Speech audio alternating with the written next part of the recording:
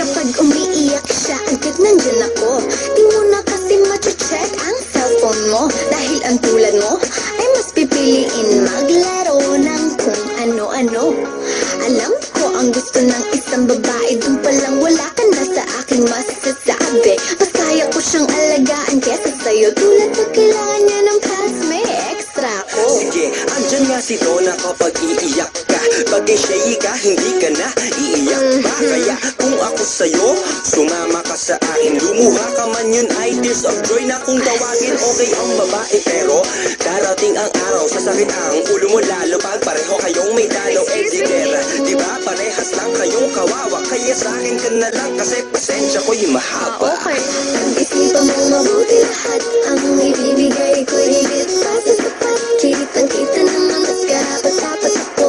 Ako ang tunay na nababagi sa'yo. Kaya huwag siya, di ko alam kung ba't masali ko siya sa pagpipilian. Lahat na tayo kung hindi niya kayang punan, iiwanan ka na nga ng doon. Huwag ka maniwala sa iba, maniwala ka sa akin. Magkakaroon lang ako ng ibang babae pa girl ang baby natin. Pati sa sinasabi nilang ika'y iiwan, hindi, matigas ang aking paninindigan. Kaya please lang, ako ang mas bagay sa kanya. Lalaki ko, babae siya, mas bagay talaga. Kaya kung ako sa'yo, sumuko ka na. Bahala ka, baka mapasubo ka pa. Mas gusto ako ng parents niya dahil ang mukha mo daw kasi di ka tiwa-tiwala. At saka books to for boys because boys bring babies. Kaya for now, I'm the best choice for the ladies. That's right. Type ko din ng mga damit na gusto niya, kaya tuwing magsha-shopping natutulungan ko pa siya. Hindi katulad mo, boy, manahimik ka dyan. Mga pangbobola mo na bulok, itapon na yan. Pag-isipan mo mabuti lahat, ang ibibigay ko higit pa sa sapat. Kitang-kita naman mas karapat-dapat ako.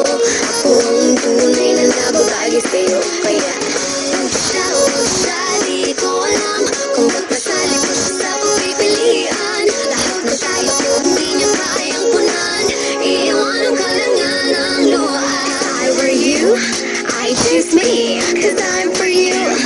Obviously, pareho tayo ng interes sa buhay. Yes, goodbye ka na sa lahat ng stress na nakakaumay. Pero diba, Shut up please, oh, that's another reason when you talk, I won't cut you cause I know how to listen. At saka, isa pa, Donna, time! may sasabihin pa ako. Hayaan na natin siya maghusga. O sige, itigil na natin to. Iiwanan na namin ang desisyon sa'yo. Pag pinili mo siya at nagkamali ka, huwag kang magtataka kung ang maririnig mo sa akin ay told you so. Nakinig ka ba? Di ako paulit-ulit mangangako sinta. Dahil hindi ako yung tipong puro lamang salita. Pag sa akin